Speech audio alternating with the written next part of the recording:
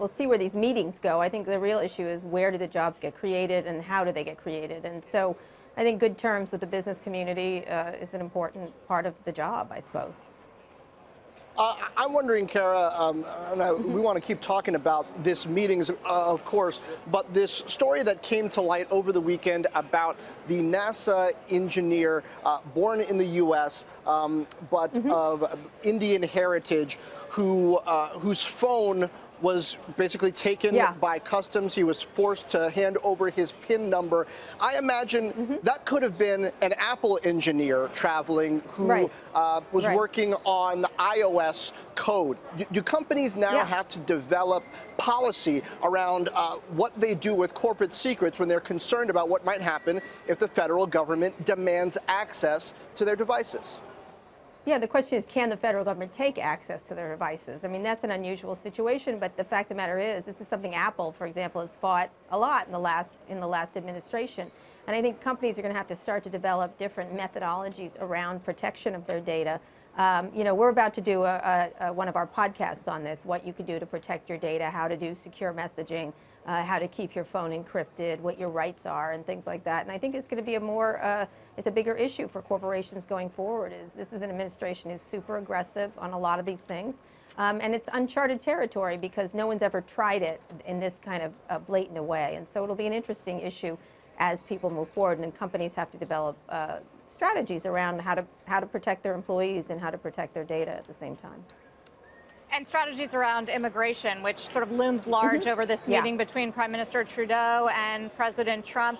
There were reports initially after Trump's immigration order that Canadian tech companies were actually encouraging Trudeau to try to recruit workers from other countries from the U.S. instead to go to Canada. Not that Canada is necessarily the biggest threat for U.S. technology companies, but it does make you wonder, Kara, about the U.S.'s competitiveness on a global basis based on some of the policies we're seeing.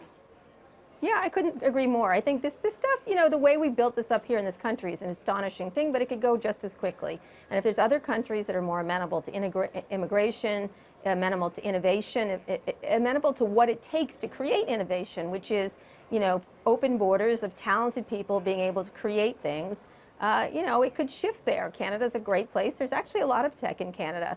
Not like the U.S., but at the same time, things could shift very quickly if those workers don't feel safe. And I think a lot of the workers are thinking, I've heard a lot of stories of employees who are thinking twice about coming to the United States, and we don't want that to happen for 1 second. We want the best and the brightest to come to the U.S., work on research, work on new stuff, work on startups, and get funded here. It's nothing but to the credit of the United States what we built, and these policies just are not in line with the kind of amazing things that tech has done over the past few decades. I mean, I really think the real question between these two leaders is who's got a better Twitter game, Trudeau or President Trump. It is something they share in common. They're pretty savvy at social media. Yeah, they are. I mean, Trudeau doesn't slap back. He doesn't use it as a bully pulpit. He's quite charming. It sort of reflects his personality, I think. I think he enjoys social media. He's very popular. He's obviously very facile. And so I think, you know, the one thing is, going forward, every leader is going to have some facility with social media and be comfortable in that environment and using it as a communications tool going forward, because the traditional ways of getting information out have changed so drastically that any leader has to be good at this stuff. There's a poll out in Fortune, Kara, I know you've seen it, on the 5 tech leaders who could possibly run and win in 2020. That 4th name on the list there, interesting. Yeah. I wonder how that candidate would use Twitter. Well, you know, I use it really well, and I try to stuff the ballot box. I'm trying to use illegals as much as I can. People from Canada have been voting for me, which is really important. And I can't believe Cuban is losing to me. That's the one thing. I mean, the rest of them, easy. But Cuban is the candidate I was most fearful of, and the fact that he's so low, Mark, at 17%, it's a little depressing for him. But we'll see if he can make it back. Hey there, thanks for checking out CNBC on YouTube. Be sure to subscribe to stay up to date on all of the day's biggest stories. You can also click on any of the videos around me to watch the latest from CNBC. Thanks for watching.